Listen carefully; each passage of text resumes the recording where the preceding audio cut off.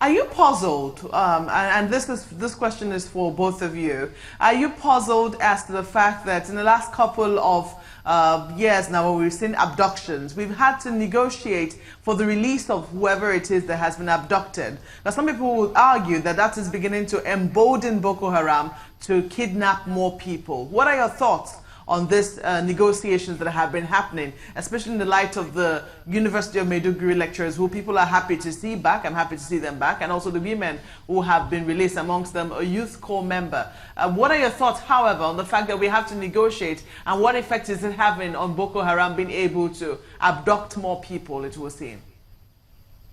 Well, personally, I don't think it's a good development for our nation and for our security, because in the first place, you don't even, the training is that you don't even negotiate with terrorists, because they're just like you identify. Once you start negotiating with them, it becomes a business. It emboldens them. But even at that, again, because life is involved.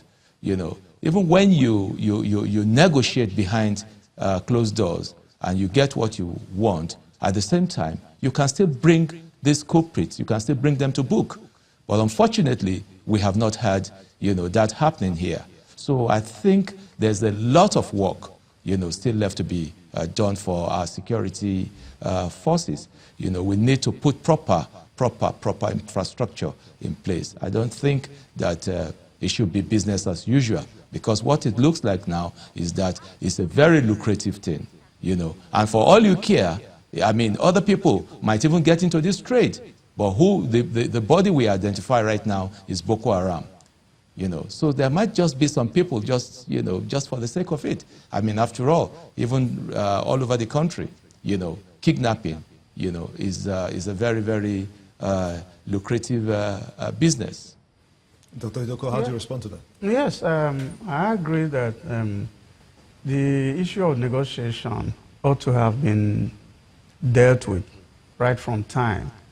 But we didn't do that, and we have missed the opportunity, because we have to continue to negotiate in order to have people released from... So we cannot go back on that? Pardon? We can't go back on it? Well, we can. Of course, we can. At a point, during the epidemic of kidnappings, even the police high command came out with a statement that they are not going to negotiate with any kidnapping organization any longer. And they stopped publishing matters regarding negotiation. And that actually killed part of this idea of business as usual, as we have stated. It has become a trade. It has become business. And each time you decide to negotiate with terrorists or terrorist organizations, they keep sprouting. More terrorist organizations will start sprouting. Even individuals will come up to say that they have the capacity or the intelligence or the knowledge or whatever, to negotiate successfully. And once government gives into this kind of chance, then it goes on and on. But we can go back on it.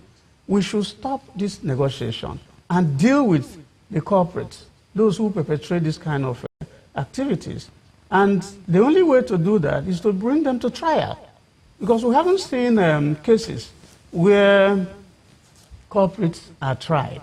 Once we start witnessing trials going on, it will be a deterrent to these terrorists. Yesterday, just where you seated, we had Hassan Stan Lambo. He's a security consultant too, and he made a submission that, excuse me, he made a submission yesterday that we are faced with a situation where it does seem to suggest that the first ransoms that were paid for the release of the Chibok girls did not get to every member of the Boko Haram. And as a result, it has been factionalized. He sees this as another faction of Boko Haram that has also decided to, that has learned from the operations of the Chibok experience and has carried out this one. What do you think? Yes, that was why I say that they keep sprouting. route, meaning other organizations will emerge, and begin to engage in these heinous activities, also to engage in negotiation and make more money. So it has become a business deal. And it's going to be difficult. We're in a catch-22 situation. It's going to be difficult for government because government thinks that it's an embarrassment, therefore we must do something, to clean up. Why do you think Boko Haram believes that the government has this money? The government says because it's largely broke. No, which government is broke? Government has also been behaving as, stream of money is endless. Therefore, government has been behaving as such? Of course. When government goes to the National Assembly and says they want to borrow $1 billion, and then they talk about frivolities, then are they not Nigerians? They watch all these things that happen. And then they have intelligence, units here and there that give information to them. They watch the television. As we speak now, of course, they have people monitoring the news. So they are no spirits. They are no spirits. If, Dr. Kolodari, if this is the situation we're faced with, if this is the case, then how do we begin to destroy an ideology? Say, for instance, a Shekau that never dies. Meanwhile, the Americans ended up saying, we got him. How do we get to that point where we can say, we got Shekau? Well, as we speak, there's need for us to raise the bar of security consciousness. Okay? We all know we have the picture of Shekau, who Shekau is, what he looks like. All over the news, in the social media,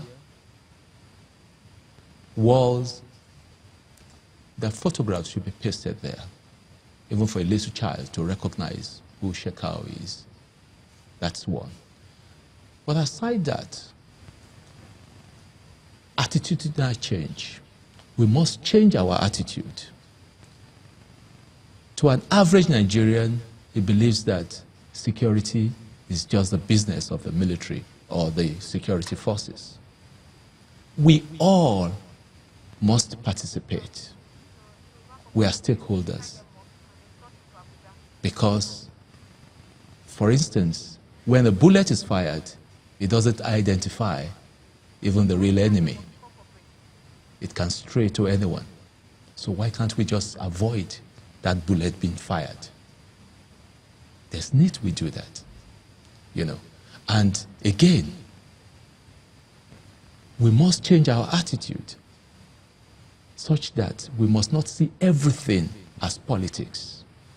We must not feed fat in a situation where people are grieving.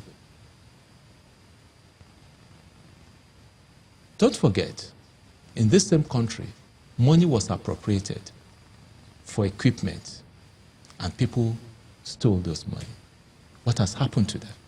That would be a good place to end it. I must thank you very much indeed, Colonel Yomidari, former Director, Army Legal Services, as well as Dr. Nick Idoko, a security consultant. Thank you, gentlemen, so much indeed for talking to us here on Sunrise Daily.